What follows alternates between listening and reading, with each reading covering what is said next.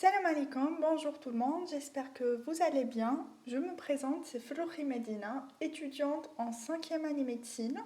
Aujourd'hui, on va faire ensemble le cours des tumeurs du médiastin, module de pneumologie, et on commence, c'est parti. Le médiastin, c'est quoi?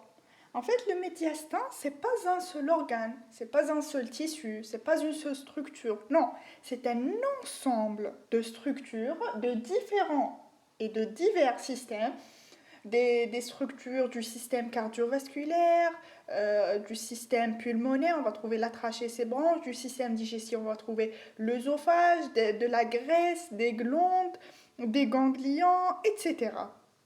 Et bien sûr des structures du système nerveux. D'accord? Elle est située où? Plutôt, il est situé où ce médiastin? On le trouve au milieu de la cage thoracique entre les deux poumons. Maintenant, tumeur médiastinale, c'est chaque tumeur, c'est-à-dire chaque prolifération, qu'elle soit bénigne, qu'elle soit maligne, au dépend de l'une de ces structures du médiastin. Maintenant, syndrome médiastinaux, c'est, vous voyez, ces tumeurs médiastinales, elles vont se traduire cliniquement par un ensemble de signes, de symptômes, de signes physiques, etc. Donc, l'ensemble de ces signes, c'est les syndromes médiastinaux. Très bien. Pour les limites, en fait, je préfère aller vers le schéma et expliquer en même temps. Le médiastin est limité en avant par le sternum, en arrière par le rachis, plus exactement de D2 jusqu'à D12, en haut par l'orifice du thorax, en bas par le diaphragme et latéralement par les deux plèvres. Très bien. Maintenant, toujours vers notre schéma, le médiastin tana, on va essayer de le diviser en 9 compartiments, selon 2 divisions. On a la division antéro-postérieure et la division verticale. La division antéro-postérieure, donc ça va donner le médiastin antérieur, moyen et postérieur.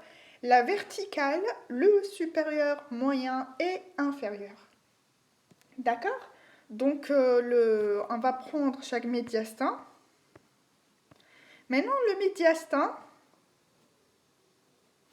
antérieur. Le médiastin antérieur, il est situé en avant de la face antérieure de la trachée. Le postérieur, c'est en arrière de la trachée. Donc, bien évidemment, le moyen va contenir quoi? Va contenir la trachée et ses deux branches. D'accord? Très bien. Ça, c'est la division antéro-postérieure. Maintenant, la division verticale. On va voir le médiastin supérieur, il est situé au-dessus, c'est-à-dire fawqa, la crosse aortique. Et l'inférieur, c'est sous la carène. Et donc, le moyen, c'est entre les deux. D'accord? C'est bon? Très bien. Maintenant, on a bien divisé notre médiastin en différents compartiments. Ça, c'est pour faciliter la topographie de chaque tumeur et de chaque organe, c'est-à-dire tel compartiment, on va trouver telle structure. Dans tel compartiment, on va trouver cette structure et cette structure, etc. Donc, ça va faciliter la tâche. Voici un tableau qui va résumer la répartition des tumeurs selon leur topographie. Nous, on préfère revenir sur notre schéma toujours. Très bien. Donc, on va prendre chaque compartiment. On va commencer par l'antéro-supérieur. Ici, vous allez trouver beaucoup plus le goitre plongeant. Le goitre, normalement, on le trouve le cou. D'accord? Des fois, on a un goitre qui va plonger le thorax. On peut trouver des fois des thymums. Le moyen, l'antéro-moyen, on trouve beaucoup plus des thymomes, des lymphomes, que ce soit les lymphomes de Hodgkin ou bien les lymphomes non hodgkiniens, des tumeurs germinales comme les tératomes, etc. Et voilà. L'antéro-inférieur, on trouve beaucoup plus les kystes pleuropéricardiques. Très bien. Maintenant, le compartiment moyen supérieur, on trouve beaucoup plus des adénopathies. Le moyen, c'est des adénopathies et des fois des kystes bronchogéniques. Et l'inférieur moyen, c'est des kystes bronchogéniques beaucoup plus. Pour le postérieur, de haut en bas, vous allez trouver des tumeurs nerveuses et des tumeurs de l'œsophage, vu que l'œsophage et le rachis, ce sont des organes qui s'étendent du haut vers le bas. En parlant toujours le contexte du médiastin. D'accord? Le rachis, من des 2 حتى ل des 12. Donc, من الفوق للتحت كاين. L'œsophage, pareil. D'accord? On les trouve le médiastin postérieur, que ce soit le postéro-supérieur, postéro-moyen et le postéro-inférieur. D'accord? J'espère que c'est clair jusque-là. Très bien, ça c'est ce que j'étais en train d'expliquer. Celui-là, pareil. Très bien. Maintenant, on va parler un peu de la clinique. Les circonstances de découverte. En fait, les tumeurs du médiastin, le plus souvent, elles sont asymptomatiques. Donc, comment on va les découvrir? C'est peut-être des téléthorax systématiques ou bien des téléthorax faits pour une raison X ou Y, d'accord? Et on tombe sur, je préfère expliquer l'aspect radiologique après, d'accord? On tombe sur un aspect de tumeur médiastinale et après la démarche diagnostique, on va trouver que ce patient a une tumeur médiastinale. Ça, c'est quand on a une tumeur asymptomatique. Maintenant, quand on a une tumeur qui est symptomatique, eh ben, la symptomatologie, elle est très variée. D'accord? Déjà, la symptomatologie, parlons sur le plan respiratoire. On peut avoir n'importe quel symptôme. Déjà, la symptomatologie respiratoire, ماشي حاجة كبيرة. D'accord? C'est soit douleur thoracique, dyspnée, toux, expectoration, hémoptysie, etc. Donc, حاجات باينين. Et il n'y a aucun signe spécifique pour telle ou telle maladie. Ou bien pathognomonique de telle pathologie. Non, mais qu'est-ce? D'ailleurs, la dyspnée ou là, on peut les trouver même des pathologies cardiaques qui ont une répercussion sur le plan respiratoire. Donc, vous voyez, il y a un chevauchement entre les maladies. Il n'y a aucun signe spécifique. Mais des fois, par exemple, ça peut orienter avec d'autres signes, etc. Ça peut être orienté. Par exemple, quand on a une hémoptysie ou bien une toux, donc c'est beaucoup plus, ou bien c'est peut-être le médiastin moyen, selon la division verticale. Pourquoi? Parce que le moyen, c'est la trachée et les branches. Donc c'est par rapport aux branches. Très bien. Maintenant, les signes extra-respiratoires. Les signes extra-respiratoires, par contre, peuvent aider parce que c'est des signes selon la topographie de la tumeur. D'accord? Une tumeur du médiastin antérieur ou là, c'est rare où il t'attaque des signes en relation avec la compression œsophagienne. Donc, par exemple, un patient qui a une dysphagie. D'accord? Donc, c'est beaucoup plus le médiastin postérieur ou bien le moyen quand il s'agit d'une grosse tumeur qui vient comprimer le médiastin postérieur, l'effet l'œsophage. Des signes neurologiques, par exemple une compression des racines, donc ça va donner des signes radiculaires, une compression de la moelle épinière directement, donc ça peut donner des signes neurologiques. Très bien. Des fois, un patient avec une dysphonie, donc ça c'est sûrement une compression du nerf récurrent gauche, etc. etc. Voilà. C'est ce que j'étais en train de parler, c'est selon les syndromes médiastinaux, c'est selon la topographie. Les signes généraux, c'est comme chaque cancer ou bien chaque tumeur, elle peut donner une fièvre au long cours, elle peut donner un amaigrissement, asthénie, anorexie, donc c'est altération d'état général, etc. Et bien sûr, ah oui, c'est ça. Maintenant pour les signes physiques.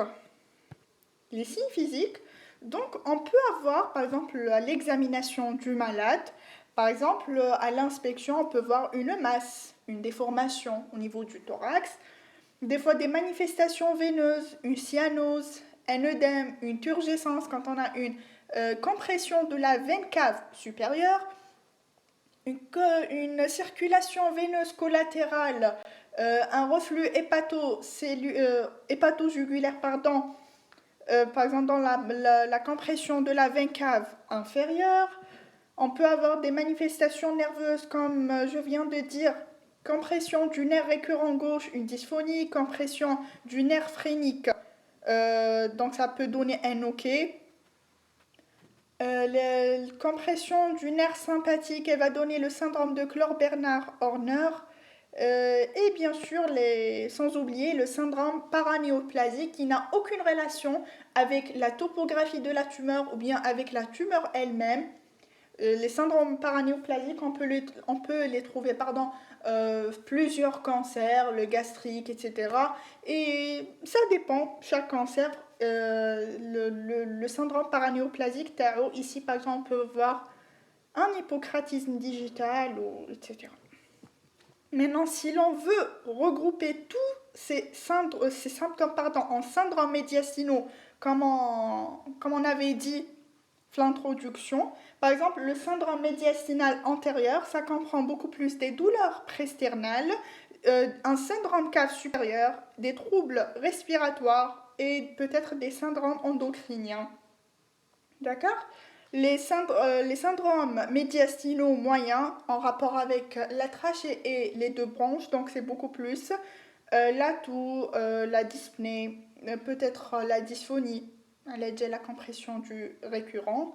Le syndrome médiastinal postérieur, c'est beaucoup plus une dysphagie, des douleurs radiculaires, une compression médulaire, des manifestations sympathiques, etc.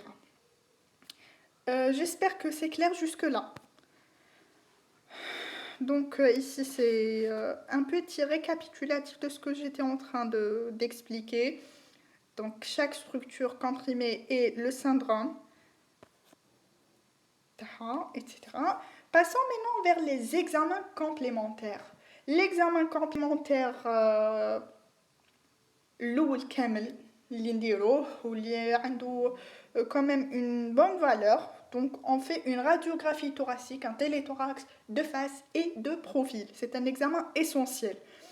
Ça permet de trouver quoi? C'est-à-dire une tumeur médiastinale et se manifeste comment le plan radiologique sur un téléthorax de face. Donc c'est une opacité. D'accord? C'est une opacité le plus souvent homogène. Elle a une limite interne, l'espace le médiastin. C'est ce qui fait un diagnostic différencié. Généralement, quand on trouve une opacité de l'espace le médiastin, on se pose la question, c'est une pathologie ou bien une anomalie. T'as le médiastin ou t'as le poumon, on ne sait pas. Bien sûr, l'espace le médiastin, on ne va pas penser à une anomalie médiastinale quand on voit une opacité à la cage thoracique, c'est évident. Très bien. Par contre, la limite externe, elle est continue, elle est convexe vers le poumon. Et elle se recorde en pente douce au médiastin en dessinant un angle de raccordement de 90 degrés.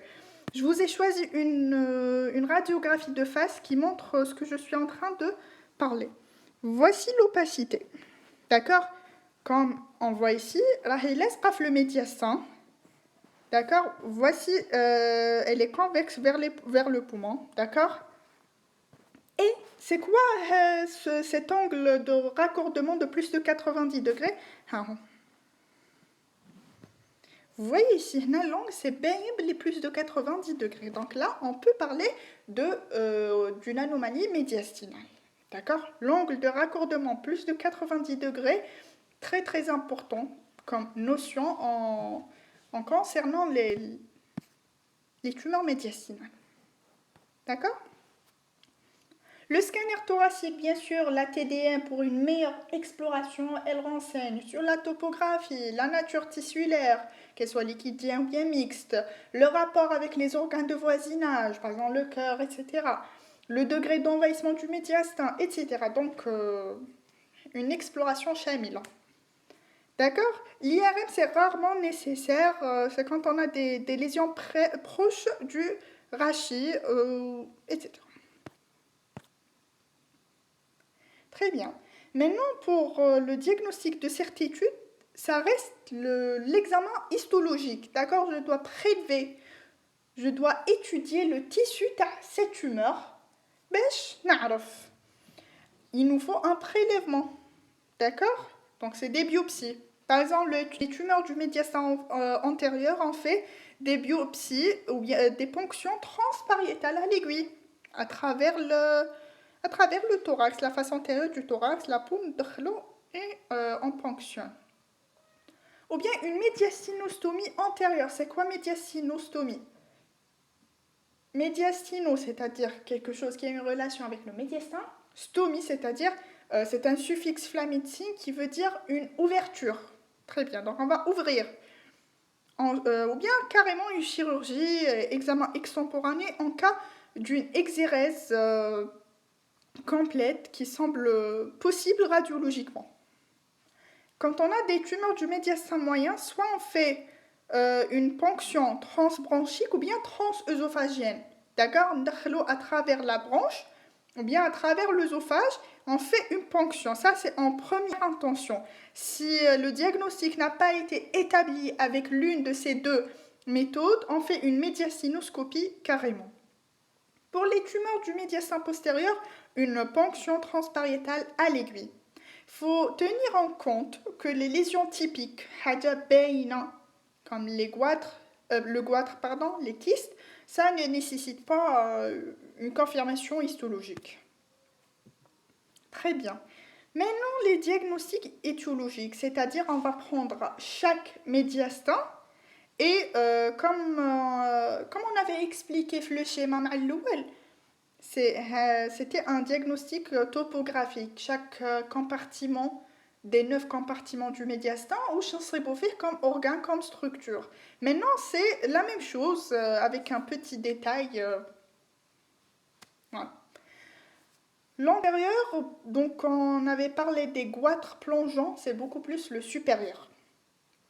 D'accord? C'est souvent asymptomatique, mais des fois, comme ça comprime la trachée, puisque c'est en supérieur, donc ça peut donner une symptomatologie. Et voilà, la radiographie, c'est bien sûr une opacité, etc., un traitement chirurgical. Pour les tumeurs thymiques, les thymomes, c'est le médiastin antéro-supérieur et le médiastin moyen aussi. D'accord?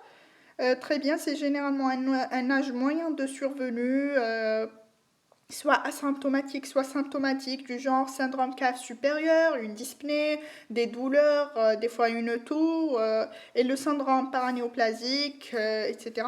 Donc là, c'est une tumeur, généralement ça donne une myasthénie. D'accord? Des fois, c'est des malades qui consultent pour une faiblesse musculaire. On leur fait des électromyogrammes, on va trouver, voilà, hop, un bloc neuromusculaire. Donc, il va s'avérer que c'est une myasthénie. Les thymomes peuvent donner une myasthénie. D'accord? On fait après la radiographie, la TDM, etc. et le traitement chirurgical. On peut avoir des tumeurs de la parathyroïde et comme on avait dit, le médiastin antéromoyen, on peut trouver des tumeurs germinales, d'accord, des tératomes ou bien des tumeurs génitales. Des tératomes, des fois, c'est des patients qui crachent, d'accord, qui ont des expectorations à base de dents ou bien de cheveux. Oui, les tératomes, c'est le genre de choses. Traitement chirurgical. Les tumeurs génitales, on va faire aussi le dosage, la biologie de l'alpha-phétoprotéine, la bêta-HCG, etc. Et voilà, on peut trouver flanc antérieur un anévrisme de l'aorte ascendante ou bien de la crosse et en médiastin antéro-inférieur des kystes pleuro-péricardiques. C'est une anomalie congénitale du développement du péricarde et de la plèvre. La radiographie, toujours l'opacité qui est présente. Très bien. Maintenant, pour le médiastin moyen, c'est beaucoup plus des adénopathies pour le supérieur et le moyen, des adénopathies bénignes, sarcoïdose, tuberculose, etc. On ne va pas trop s'étaler les adénopathies parce qu'il y a un cours spécialement adénopathie médiastinale. Voilà, les adénopathies malignes, c'est quand on a des adénopathies en relation avec la maladie de Hodgkin ou bien des lymphomes non hodgkiniens.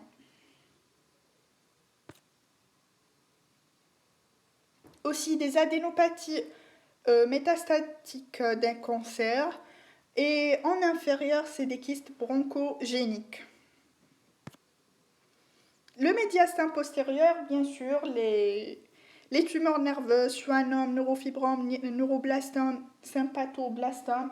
Des fois, c'est des patients avec des taches café au lait, avec des multiples neurofibromes. Donc, ça évoque des tumeurs nerveuses. Un anévrisme, mais cette fois-ci de l'aorte descendante. Très bien. Et c'est fini. On a terminé avec notre cours. Comme conclusion, on peut dire que l'imagerie elle est très très importante dans la démarche diagnostique, vu que la symptomatologie, qu'elle soit respiratoire, elle n'oriente pas bien. Et des fois, l'extra-respiratoire, oui, elle peut orienter, mais bien sûr, la confirmation par l'imagerie et bien sûr le diagnostic histologique. Et l'intérêt du diagnostic topographique, surtout pour les signes extra-respiratoires, ça oriente bien vers la topographie. Très bien. Maintenant, on va parler un peu des cas cliniques. D'accord? Quand on vous donne, par exemple, vous suspectez un lymphome et on vous dit qu'après la biopsie et l'étude avec l'anapathe, il s'est avéré que y a des cellules, des grandes cellules, il y a de gros noyaux, il y a des nucléoles volumineux disposés en yeux de hibou avec un CD30+, CD15+, là c'est bon, c'est le lymphome de Hodgkin. Quand vous avez une autre description de l'anapathe qui est proche du lymphome, et avec un CD20+, c'est des fois un CD30+, un CD15 négatif. Donc ça, c'est un lymphome non hodgkinien. Très bien. Quand vous avez l'anapathe toujours, la présence des cellules épithéliales avec des cloisons fibreuses, quand il y a quelques lymphocytes, donc là, vous devez évoquer un thymome. D'accord? Quand vous avez des lymphomes de Hodgkin non hodgkinien, c'est la radiochimiothérapie. Et le thymome, bien sûr, c'est la chirurgie.